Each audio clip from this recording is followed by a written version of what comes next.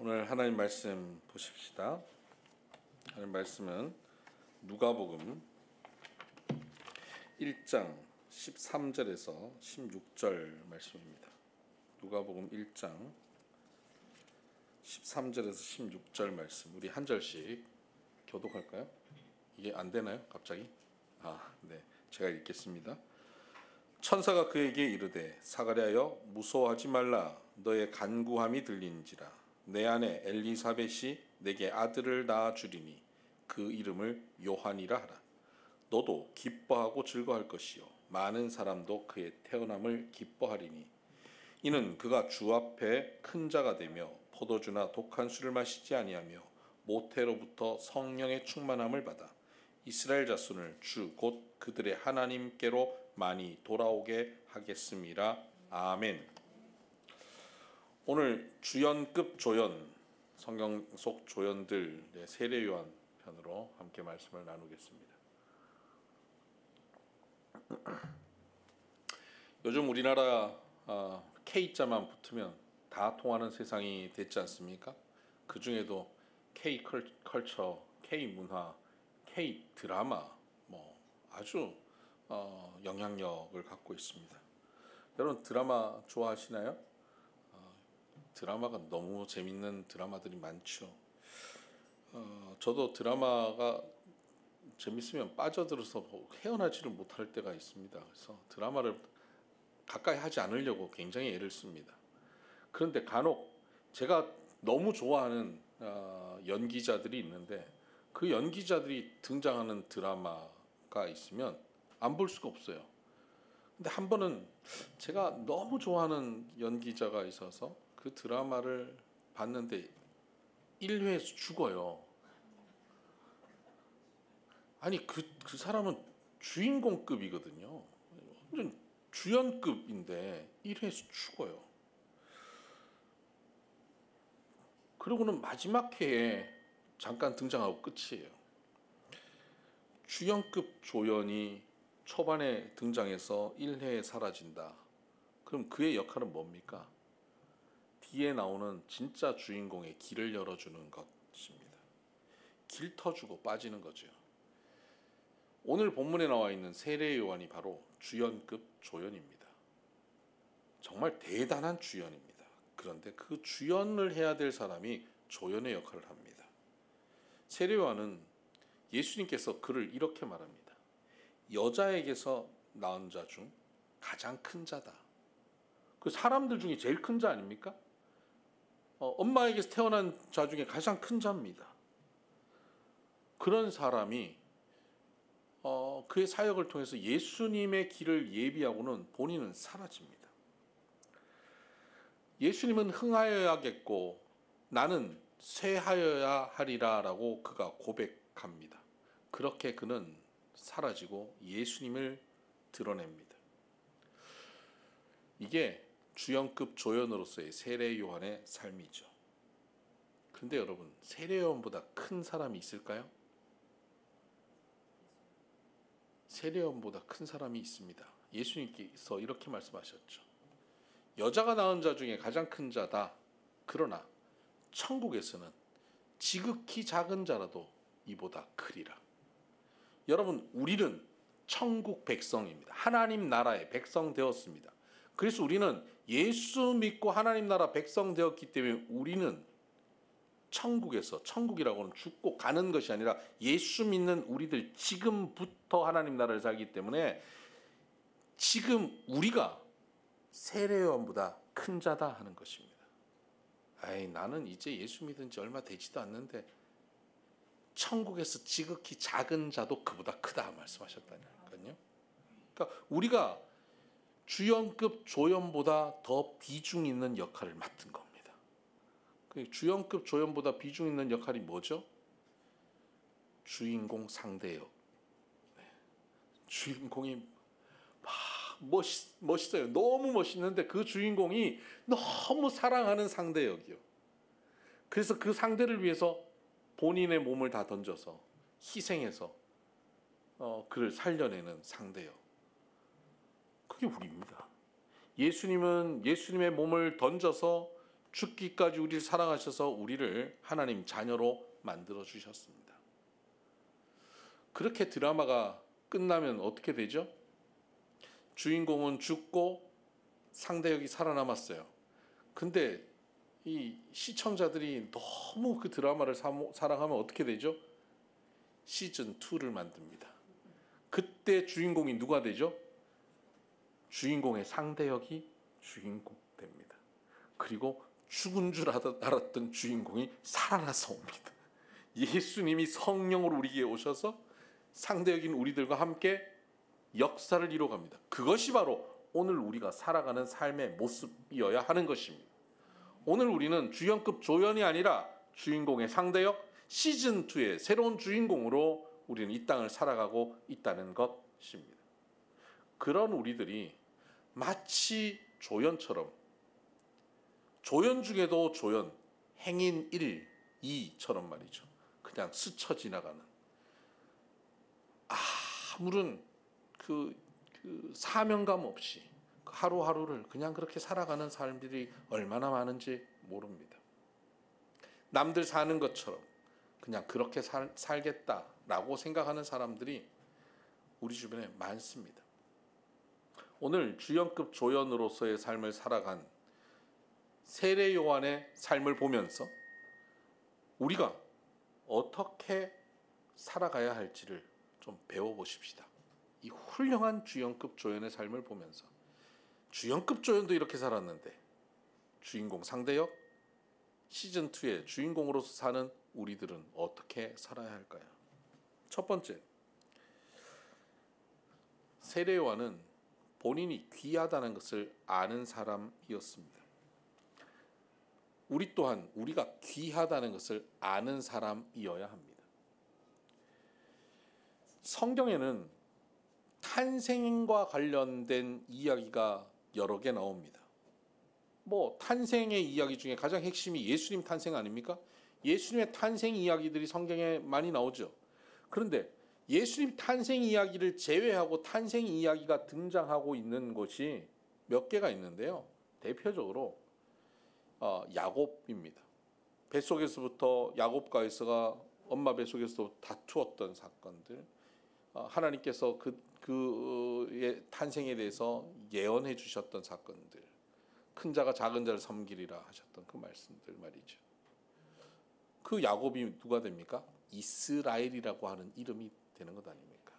이스라엘의 중심이 되는 겁니다. 또 탄생 이야기가 있는 사람 모세입니다. 다 죽을 수밖에 없는 그 시절에 태어나서 갈대 상자에 띄워져서 건진받은 모세. 이스라엘 백성들을 구원했던 그 위대한 주연입니다. 야곱도 주연이고 모세도 주연이고 사무엘도 그렇습니다. 한나가 탄식하며 기도하여서 얻었던 아들 사무엘, 그도 새 시대를 여는 주연이었습니다. 이렇게 주연들 같은 사람들에게 탄생 이야기들이 등장합니다. 오늘 사무엘에게도 그런 탄생 이야기가 등장한 겁니다. 우리가 읽었던 누가복음 1장에 바로 사무엘의 세례 요한의 탄생 이야기가 나오고 있습니다. 세례 요한의 아버지는 사가랴입니다. 제사장이죠. 그의 어머니는 엘리사벳입니다. 그들은 아이가 없었습니다. 그래서 그들은 간절히 기도했었습니다. 그러나 시간이 많이 흘렀습니다. 그의 고백을 보면 내가 늙고 아내도 나이가 많으니이다 라고 고백하고 있습니다. 하나님께서 천사를 통해서 아들을 주겠다라고 말씀하실 때 그의 반응입니다. 내가 늙고 아내도 나이가 많으니이다. 다시 말하면 어떻게 이 일이 되겠습니까? 이제 불가능한 것 아닌가요? 안 되는 거잖아요. 기도를 했었습니다. 1장 4절을 보면 1장 6절을 보면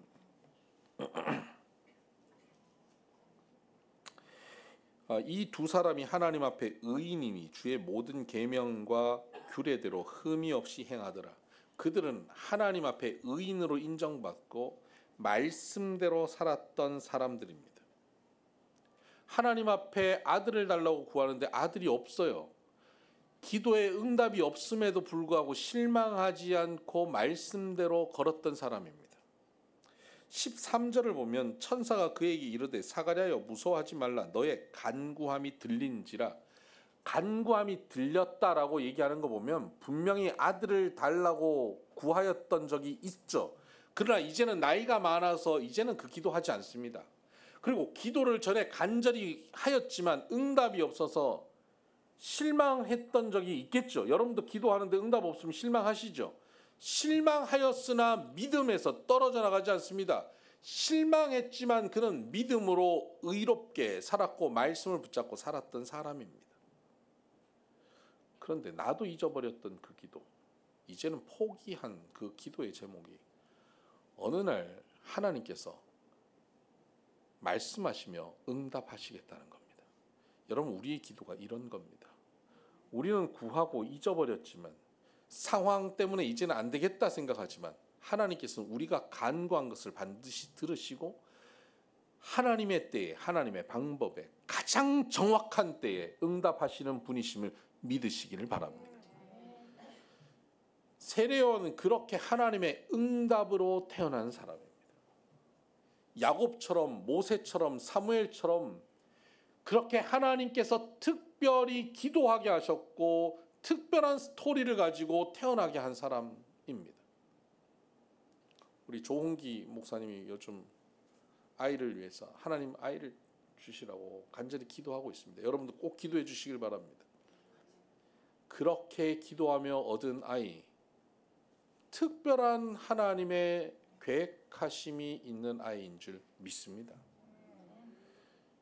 그렇게 특별하게 기도함을 받고 특별한 응답을 받고 태어났으니까 이 세례요한이 어려서부터 그 이야기 듣지 않았겠습니까? 천사가 그렇게 얘기했고 아빠가 그걸 믿지 못했다가 그때부터 벙어리가 되었다가 네가 태어나는 날 입이 열렸다. 이건 특별한 이야기입니다. 세례요한은 어려서부터 그 이야기를 들었을 것이고 아, 나는 하나님이 나를 향한 특별한 계획을 가지시고 보내셨구나. 나는 기도의 응답이구나 라고 그는 알았을 것입니다. 14절을 보니까 너도 기뻐하고 즐거워할 것이요 많은 사람도 그의 태어남을 기뻐하리니. 부모만 기뻐하는 것이 아니라 모든 사람이 기뻐하는 삶. 요즘 우리 교회 우리 박경민 간사 아이 지우 보면 다들 좋아가지고 싱글벙글 하시잖아요. 주님 만나러 오시는지 지우 만나러 오시는지 좋아가지고 서로 안아보려고. 그런 서로 이 얘기하는 사이에 지우가 들어오고 등장하고 그 지우가 저렇게 사랑받고 우리 모두에게 기쁨이 되는 아이, 그런 아이처럼 하나님이 세례요한을 그렇게 보내셨다는 거예요. 그런 사랑받고 기쁨이 되는 아이, 그것을 어려서부터 누렸던 세례요한입니다. 자기가 왜 태어났는지 어떤 존재인지 아는 겁니다. 얼마나 소중한지 얼마나 귀한지 스스로 알고 있는 사람이었던 것이죠. 왜 귀할까요? 하나님께서 그를 통해서 예수님의 길을 여시기 위해서 보냈기 때문에 귀한 겁니다. 그는 하나님의 뜻을 이 땅에 이루어갈 위대한 삶을 살아가기 때문에 귀한 것입니다. 그런데 여러분, 여자가 낳은 자 중에 가장 큰 자인 그보다 더 귀한 존재가 있습니다. 누구라고요? 우리요. 우리. 누굽니까? 우리입니다. 한번 따라해 봅시다. 내가 귀하다. 내가 더 귀하다. 내가 가장 귀하다. 맞습니까? 잘난 것 없고 부족하고 실수하고 망하고 병들고 나이 들어 주름지고 남들이 나를 무시하는 말을 하기도 하고 비난받을 짓을 해서 비난받기도 하는 나지만 내가 세례요한보다 귀하다 말입니다. 왜요? 세례요한은 여자가 낳은 자고요. 우리는 우린 여자가 낳은 자 아닌가요? 맞잖아요. 근데 우리는 다른 차원이에요. 물과 성령으로 거듭난 자입니다. 여자로부터 났죠. 엄마로부터 났죠. 그리고 또다시 한 번 더 난 자예요. 우리는 다시 태어났어요. 물과 성령으로 난 자예요. 복음으로 오늘날 내가 너희를 낳았다. 복음으로 난 자입니다. 바울이 해산의 고통으로 너희를 낳았다 하는 것, 복음으로 난 자, 성령으로 난 자, 바로 우리들입니다. 우리는 여자가 난 자 중에 가장 큰 자, 세례요한보다 크죠. 세례요한이 귀하면 우리는 더 귀합니다. 가장 귀합니다. 보잘것없고 손가락질 당하고 가진 것 없고 내세울 것 없고 힘도 없고 연약하고 초라하기 짝이 없다고 거울 앞에 설 때마다 부끄럽고 수치스럽고 내가 왜 이 꼴인가 라고 생각하는 분이 있다 할지라도 여러분은 성령으로 거듭난 사람, 가장 귀한 자라는 사실을 기억하시기를 주의 이름으로 축복합니다. 속지 마십시다. 세상이 여러분에게 들려주는 소리에 속지 마십시다. 너는 안 돼. 너는 아무것도 아니야. 너 하는 일마다 다 실패잖아. 네가 끼면 다 재수가 없어. 삼재가 들었나 봐. 이런 이야기에 속지 마시기를 바랍니다. 우린 가장 귀합니다. 나는 존귀한 자입니다. 하나님께서 세례요한을 보내실 때 귀한 뜻을 가지고 이 땅에 보내신 것 이상으로 그것과 비교할 수 없을 만큼 놀라운 뜻을 가지고 우리를 보내셨습니다. 우리를 성령으로 거듭나게 하셨습니다. 해산의 고통으로 낳았습니다. 바울이 해산의 고통으로 수많은 교인들을 낳았다고 그가 고백한 것처럼 말입니다. 오늘 우리가 여기 하나님의 자녀로 앉아 예배하게 된 것, 여러분의 의지로 스스로 선택해서 예수 믿기로 작정해서 앉아 있는 것처럼 생각하십니까? 전혀 아니지 않습니까? 내가 관심도 없고 내가 예수 믿을 의지도 없었을 때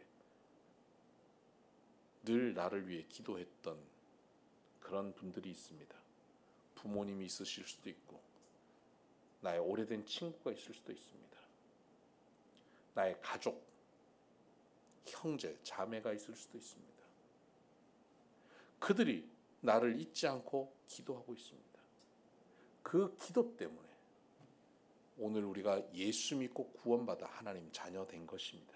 세례받고 집사가 되고 권사가 되고 장로가 된 것, 내가 잘 믿어서, 내가 똑똑해서, 내가 선한 마음 가져서 여기 앉아서 하나님 찬양하게 된 게 아니라는 겁니다.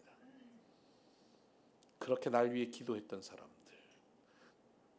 그들은 기도하고 혹 잊어버렸을지라도 하나님께서 그 기도를 잊지 않고 응답하셔서 오늘 우리가 하나님 자녀 된 것입니다. 성령으로 거듭난 자, 가장 존귀한 자, 가장 가치 있는 자로 우리는 이 땅을 살고 있다는 것, 이 사실을 기억해야 주연급 조연이 아니라 주인공 상대역, 다음 시즌, 새롭게 시작한 이 시즌의 주인공으로서의 삶을 우리가 제대로 살아갈 수 있습니다. 두 번째는 정체성과 사명이 분명한 삶을 살았습니다. 세례요한이 말이죠. 자신의 정체성과 사명이 분명했습니다. 그는 당대 최고의 영향력을 가진 사람이었습니다. 광야에 살았고 광야에서 외쳤는데 광야에 사람들이 몰려왔습니다. 광야에 사람들이 몰려와서 그의 설교를 듣습니다. 그리고 지금까지 없었던 새로운 종교 형식, 세례라고 하는 그가 만든 형식에 그들이 참여합니다. 물에 들어갔다 나오는 것, 마치 홍해를 건널 때 물속을 옆에 있는 물기둥을 지나치면 이제 우리는 노예에서 자유인이 된다라고 하는 것, 내가 죄에서 벗어나 이제는 하나님의 자녀가 된다. 그들은 세례를 받으며 이러한 의식을 한 것입니다. 죄에서 벗어나자, 회개하자, 거듭나자. 그들은 세례 요한의 설교를 듣고 세례를 받으며 그들은 새로운 삶을 출발하기 시작합니다. 광야까지 도시에 살고 있던 사람들, 수도 예루살렘에 살던 부자들, 권력자들, 가난한 자, 힘없는 자는 말할 것도 없고 좋은 옷을 입고 화려한 마차를 탄 사람들이 그곳에 와서 고개를 조아리고 말씀을 듣고 물속에 들어가서 세례를 받고 눈물을 흘리며 회개하고 돌이킵니다. 당대의 헤롯 왕도 세례요한의 영향을 받았고 그가 잘못된 결혼을 했을 때 세례요한의 눈치를 봅니다. 헤롯 왕조차도 어찌할 수 없을 만한 영향력을 가진 사람 세례요한입니다. 모두가 그를 높입니다. 요즘으로 치면 세계적인 인플루언서죠. 수백만 유튜버, 엄청난 권력이잖아요. 수백만 유튜버라고 하면 엄청난 권력입니다.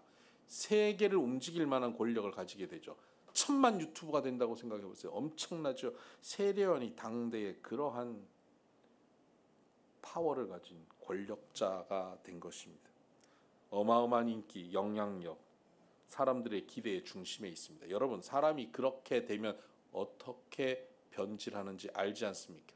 교만해집니다. 교만은 순간입니다. 조연이었는데 내가 주인공 하면 안 돼? 내가 왜 이래 해서 죽어야 돼? 이러고 나올 수 있습니다. 왜 작가는 나한테 대사를 요것밖에 안 주지? 이러고 나올 수 있습니다. 그러나 그는 자신의 정체성을 분명히 알았습니다. 제사장과 레위인들이 그에게 질문합니다. 당신이 그리스도냐? 당신이 엘리야냐? 보낼 그 선지자냐? 아니다. 그럼 당신은 뭐냐? 나는 주의 길을 예비하는 소리다. 광야의 소리다. 그는 그의 정체성을 분명히 알았습니다. 소리다 하는 겁니다. 그리고 그는 요한복음 3장 30절에 보면 그는 흥하여야겠고 나는 쇠하여야 하리라라고 그의 정체성에 적합한 그의 사명에 대한 말을 하고 있습니다. 그는 그의 정체성에 맞게 그의 사명을 감당하며 살아갔습니다.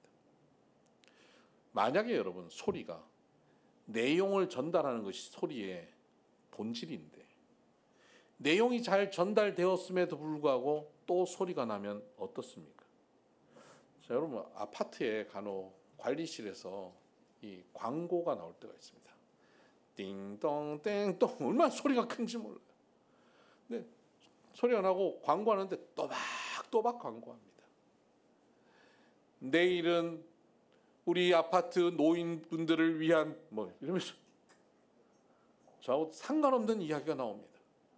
그런데 다 들었습니다. 무슨 얘기인지 알았습니다. 다시 한번 알려드립니다. 짜증납니다. 그거 막아버리고 싶어요. 다 알아들었는데 또 알려줘요. 그러면 짜증납니다. 소리는요, 내용을 전하는 것으로 끝입니다. 내용 다 들었는데 또 소리가 또 들리면 우리는 그걸 뭐라 그러죠? 잔소리라고 합니다. 여러분, 남편이 알아들었어요. 또 얘기하면 그게 잔소리입니다. 자녀가 알아들었어요. 잔소리하지 마세요. 근데 목사님은 왜 또 잔소리 또 합니까? 매주 못 알아들었잖아요.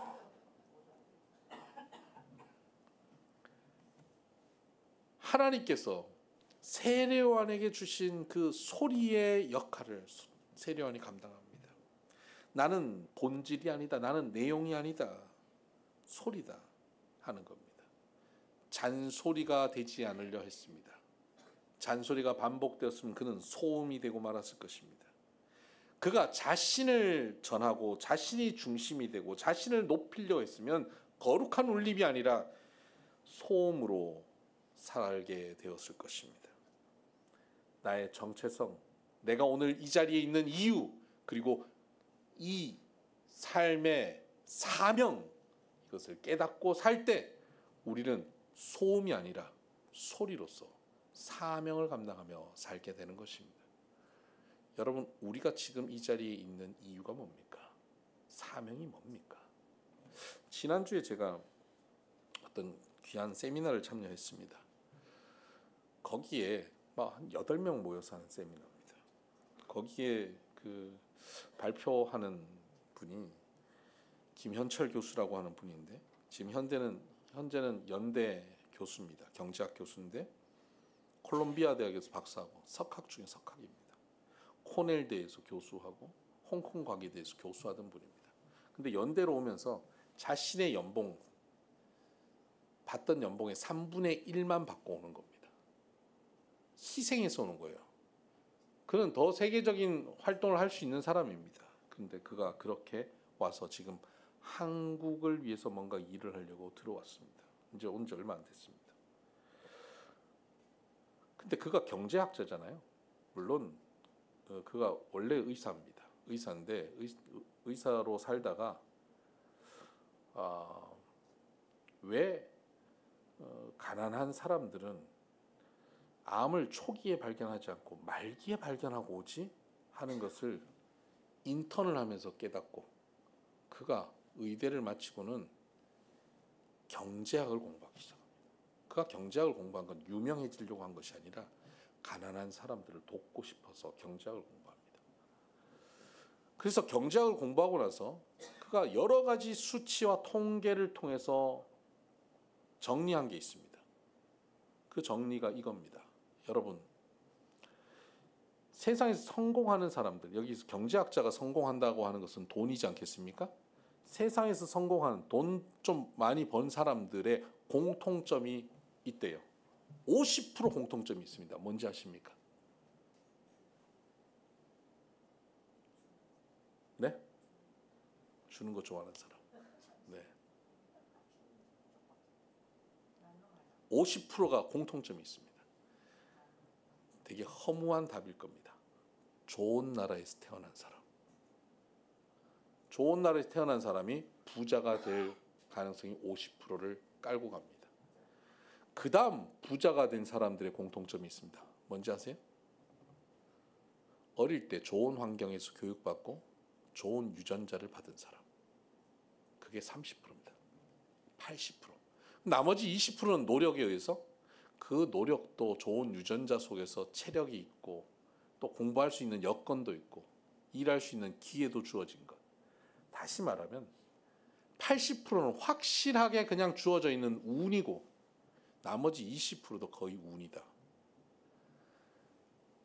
내가 뭔가 해서 부자가 되거나 성공한 사람은 없다는 겁니다. 경제학자의 얘기입니다. 명리학자 얘기 아니에요. 경제학자의 말입니다. 이걸 기독교적으로 표현하면 어떻게 표현하는지 아세요? 다 은혜다 하는 겁니다. 이런 얘기를 기업가들한테 얘기하면요, 기업가들 중에 몇몇은 끝나고 성질을 낸대요. 내가 땀 흘려서 이룬 걸 뭐 운이라고 그렇게 폄하하냐고 뭐라 그런다는 거예요. 그런데 여러분 가만히 생각해 보면 땀 흘려서 일할 수 있는 기회가 있는 것도 복입니다. 북한에서 태어난 사람은 그 기회도 없습니다. 저 아프리카에서 태어난 사람은 그런 기회를 얻을 수 없습니다. 그렇게 지금 내가 누린 것이 다 세상적으로는 운이라고 표현하고 기독교적으로 은혜라고 표현한다면, 그러면 지금 나보다 못한 사람들, 어려운 사람들을 보면 어떻게 볼 수 있습니까? 나는 이렇게 노력해서 이렇게 됐는데, 이 내 노력으로 이만큼 이뤘는데 너는 노력을 안 했어. 그만큼 노력 안 하고 저 어리석게 살았으니까 그렇지 라고 말하지 않습니다. 내가 이렇게 된 것 은혜지. 누군가 도왔고 누가 섬기고 기회를 줘서 내가 오늘 여기가 있는 거지. 저 사람에게 내가 그런 기회가 되어줘야겠다. 저 사람에게도 내가 그에게 행운이 되어줘야겠다. 누군가의 은혜로 내가 이 자리에 있다면 나도 누군가의 은혜가 되어야겠다 라고 생각하게 되는 것입니다. 내가 이 자리에 있는 것, 나의 정체성, 이것을 내가 누리고 내가 그리스도고 내가 선지자고 내가 주인공이 되는 것이 아니라 이곳에 있게 된 것 누군가의 기도 때문에, 누군가의 섬김 때문에, 하나님의 은혜 때문이라면 이제 내 눈앞에 있는 저들을 나는 어떻게 할 것인가? 저들에게 나도 섬김이 되어야 되겠다. 나눠야겠다라고 사명을 발견하게 되는 것입니다. 여러분, 우리 크리스찬들은 이 고백으로 사는 겁니다. 나의 나됨은 다 주의 은혜입니다. 그렇다면 저 사람에게 그 은혜를 나누며 살아야겠습니다. 이것이 사랑을 베풀고 사는 것입니다. 누군가에게 기회를 제공하고 누군가에게 섬김을 주고 살아가는 삶이 소음이 아니라 소리로 살 수 있는 삶입니다. 그것이 사명을 감당하는 사람입니다. 세상은 우리에게 박물관의 전시품이 되어 살기를 말합니다. 그것이 잘 사는 것이라고 말합니다. 잘 꾸며진 곳에 흠도 없이 티도 없이 잘 보존되는 박물관의 전시품 말입니다. 때로 먼지 털어내주고 닦아주지만 아무런 생명력 없는, 아무 재미없는 박물관의 전시품. 여러분도 박물관의 전시품으로 그렇게 보존되기를 원하십니까? 아니면 누군가의 밥그릇이 되어서 그를 도와주는 밥그릇이나 숟가락이나 젓가락이라도 되어서 사용되는 인생이 되고 싶습니까? 누군가를 살리는 존재로 살다 가기를 원하십니까? 하나님은 우리를 박물관 전시품으로 만들지 않으셨습니다. 하나님은 우리를 이 땅에서 사명을 감당하라고 보내셨습니다. 예수 그리스도의 사랑을 전하며 살라고 보내셨습니다. 나 혼자 교회 다니고 나 혼자 축복받고 우리 가정만 복받고 살아가는, 그래서 고고하게 박물관의 전시품으로 살지 않고 받은 것을 나누고 베풀고 죽어가는 영혼들, 아직도 예수 그리스도 알지 못하는 이들에게 다가가 그 예수 그리스도를 증거하며 살기를 원하십니다. 오늘 한국 사회에서는 예수 믿으라고 말하는 것이 점점 어려워진 시대입니다. 그럴 때 그 어려운 시절에 더욱더 예수 그리스도를 증거하며 복음을 나누며 살 수 있는 사명을 감당하는 저와 여러분 되기를 주의 이름으로 축복합니다. 이런 세례 요한도 흔들릴 때가 있었습니다. 감옥에 오래 있을 때 그는 흔들렸습니다. 이게 진짜 제대로 된 삶인가? 저분이 그리스도가 맞나? 세례 요한도 흔들렸다니까요. 세례 요한도 흔들렸다면 우리도 흔들릴 수 있지 않겠습니까? 믿음으로 이렇게 살지만 흔들립니다. 하나님 마음에 합한 자 다윗도 흔들렸습니다. 그래서 그는 하나님 계십니까? 따지는 기도도 했습니다. 하나님 왜 숨어 계십니까? 하고 하나님께 따지는 기도를 그가 드렸습니다. 세례 요한도 그렇게 흔들렸습니다. 의심이 되었습니다. 그때 흔들리고 의심이 되었을 때 우리는 어떡합니까? 흔들리고 의심되고 침체되면 이불 푹 뒤집어 쓰고 침대에서 안 나옵니다. 그리고 커튼 쳐놓고 조용한 음악 들으면서 커피 마시면 죽습니다. 우울증이 스물스물 나를 삼킬 겁니다. 그때 세례 요한은 제자들을 보내 예수님께 묻습니다. 당신이 메시아가 맞습니까? 라고 묻습니다. 그때 예수님께서 세례 요한에게 대답합니다. 그 대답으로 다시 한번 확신을 갖고 그는 그의 사명의 길을 넉넉히 가 승리합니다. 오늘 우리에게도 이 의심과 흔들림의 시간이 있을 수 있습니다. 하나님이 내 삶 가운데 존재하지 않는 것처럼, 하나님은 내 삶에 눈 감고 있는 것처럼, 하나님이 나와 함께하지 않는 하나님의 부재를 느끼는 순간들이 우리에게 있을 수 있습니다. 그때 우리 어떻게 해야 됩니까? 세례 요한처럼 또다시 하나님 앞에 말씀으로 귀 기울여야 합니다. 뭐라고 말씀하시는지, 하나님 뭡니까? 라고 하나님께 질문해야 합니다. 말씀을 들으려 해야 합니다. 말씀 앞에 오면 말씀으로 또다시 우리를 깨우쳐 주십니다. 말씀으로 또 세웁니다. 또 넘어지면 또 말씀으로 또 세워집니다. 그렇게 걸어가는 것이 사명자의 길이고 시즌2의 주인공으로 살아가야 하는 우리들의 삶의 여정입니다. 그래서 여러분, 결론이 뭔지 압니까? 아침 묵상에 나오셔야 합니다. 말씀 없이 그렇게 자신만만하게 살 수 있습니까? 주일날 말씀 들었는데요, 저 문 나가면 까먹잖아요. 아침마다 말씀으로 시작하셔야 됩니다. 그 시간에 못 일어나면 그 이후에라도 틀고 말씀 듣고 하루를 시작하시게 되기를 바랍니다. 그래야 의심과 흔들림 속에서도 우리는 또다시 하나님의 말씀으로 확신 가운데 믿음으로 승리할 수 있게 됩니다. 이렇게 승리의 삶을 살아가는 주연급 조연이 아니라 주인공으로 걸어가는 우리 비손의 성도들 되기를 주의 이름으로 축복합니다.